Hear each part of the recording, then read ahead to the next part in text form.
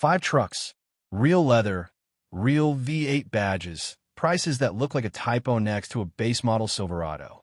These aren't concept pics pulled from a wish list. They're parked on lots right now, mostly because nobody thinks to check the luxury aisle when they're shopping used trucks. Buy the right one here, and the truck search you'd normally repeat every 5 years just stops happening.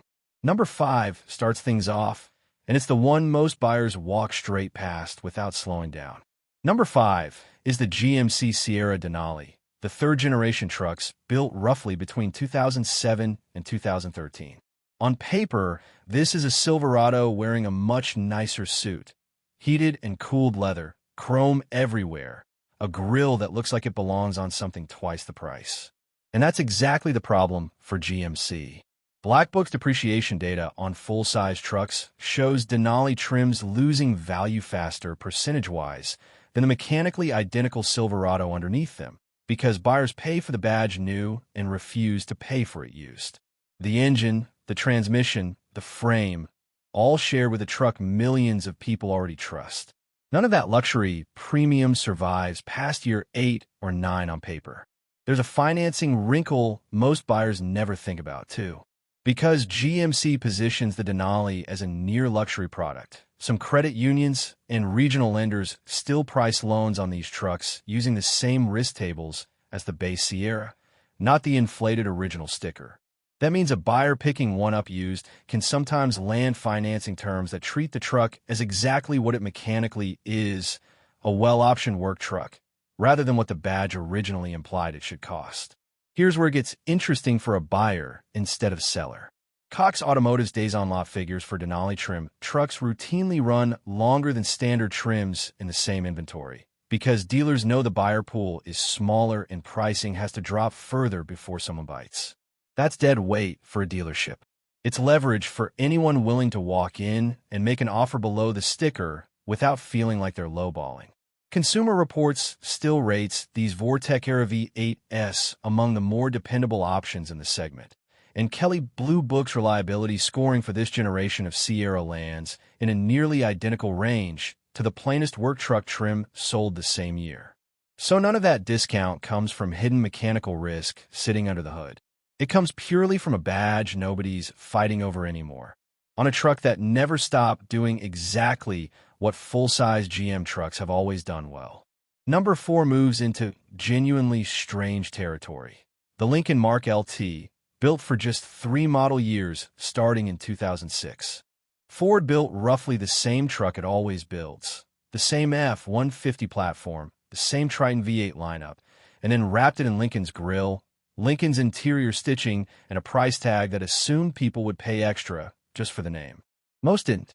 Production numbers stayed low the entire run, and resale values collapsed almost immediately once buyers realized parts, service, and mechanical DNA were all pure F-150 underneath a fancier dashboard.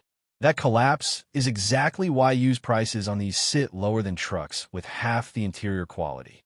Nada Guide's valuations on the Mark LT track noticeably below comparable F-150 Lariat and King Ranch trims from the same years, despite sharing engines, transmissions, and nearly every mechanical component that actually determines how long a truck lasts. Part of that gap comes down to something almost nobody considers: badge confusion at trade-in time. Appraisers unfamiliar with the Mark LT sometimes undervalue it automatically, simply because it doesn't match anything in their standard Lincoln pricing guide, which skews sedans and crossovers, not trucks.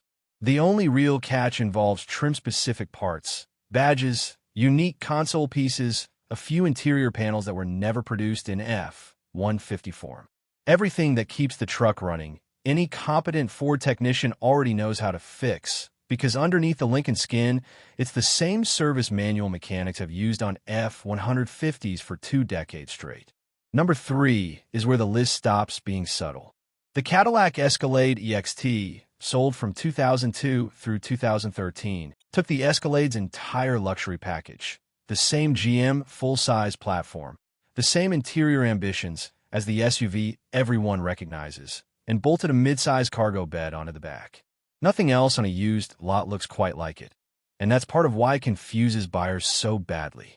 People shopping for a luxury SUV don't cross-shop trucks, and people shopping for a truck rarely wander in a Cadillac's lineup. The EXT falls into a gap between two buyer categories, and KBB's market data reflects that gap directly. Private party values sit well below comparable Escalade SUVs from the same model years, even though they share nearly every mechanical component, from the Vortec and later EXT-specific 6.2-liter V8 to the same suspension tuning and four-wheel drive hardware. There's a real catch here, and it's worth naming plainly. The composite mid-gate and retractable bed cover system.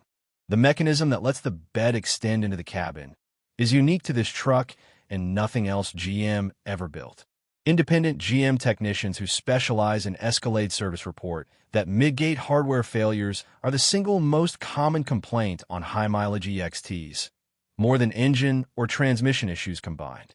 Buyers who check that mid-gate before signing anything walk away with a genuinely rare, comfortable truck for SUV-adjacent money. Buyers who skip that check inherit somebody else's deferred repair bill. Number 2 swaps eras completely and lands on something far more recent. The Ram 1500 Laramie Longhorn, built from roughly 2012 onward. This isn't a niche badge experiment like the previous two entries. It's Ram's actual flagship trim, loaded with the kind of leather, wood trim, and sound insulation that competes directly with dedicated luxury brands, not just other pickup makers.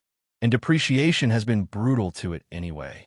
Top trims lose value faster than base trims across almost every vehicle category, and Longhorn is no exception.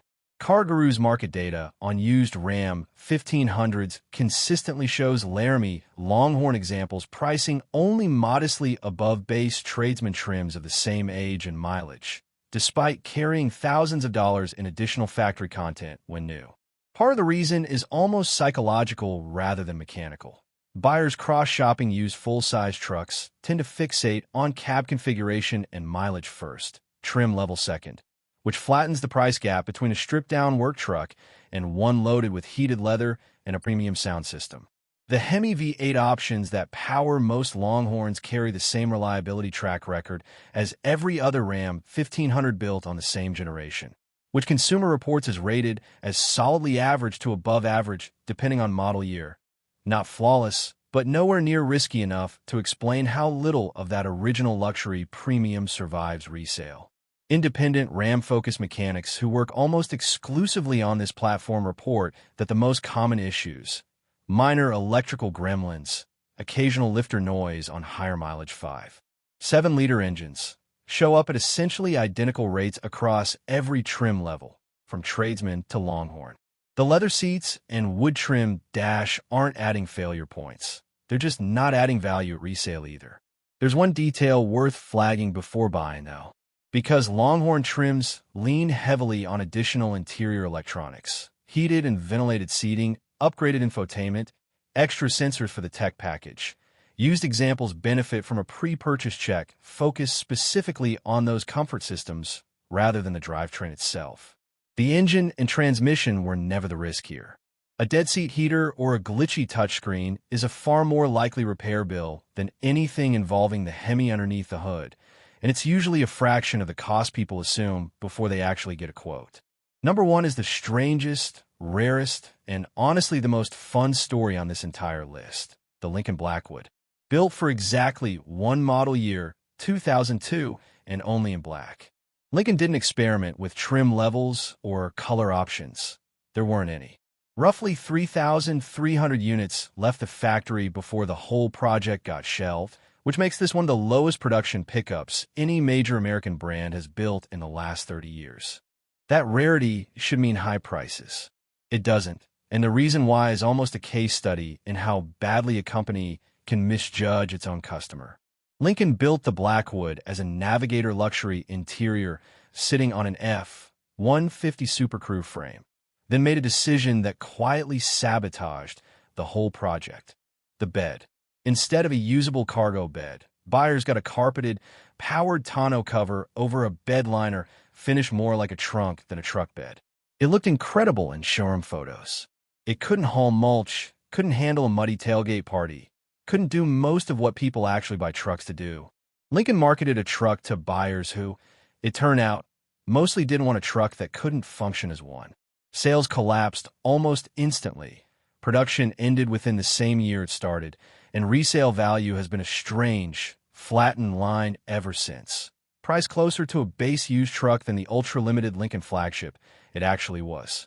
Underneath that impractical bed, though, sits the exact same drivetrain, the exact same 5.4-liter Triton V8, and the exact same chassis engineering that's kept F-150s running reliably for 2 decades in fleets and driveways nationwide. Consumer Reports longevity data on this generation of Triton V8 ranks it among the more dependable full-size truck engines of its era.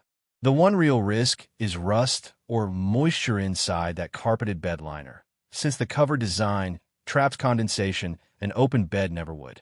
Check that spot, and ownership tracks with one of the most trusted truck platforms Ford has built. That's the pattern running through this whole list, once you step back far enough to see it. None of these 5 trucks are cheap because something is secretly broken. A badge, a rare production run, or a mismatched buyer expectation scared the market away from vehicles that were mechanically sound the entire time.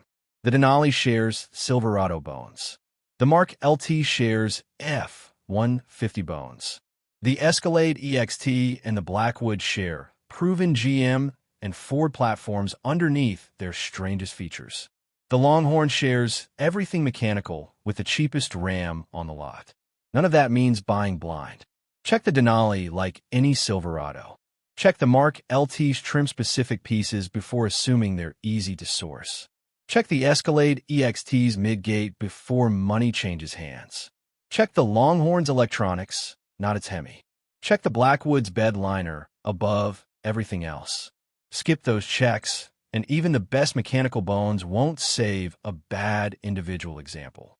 Do the homework, though, and what's on offer here is rare. A luxury cabin, a proven drivetrain, and a price built around a market's misjudgment rather than the truck's real condition. If this changes how you look at a used lot, stick around. The next one covers a corner of the market overlooked for entirely different reasons.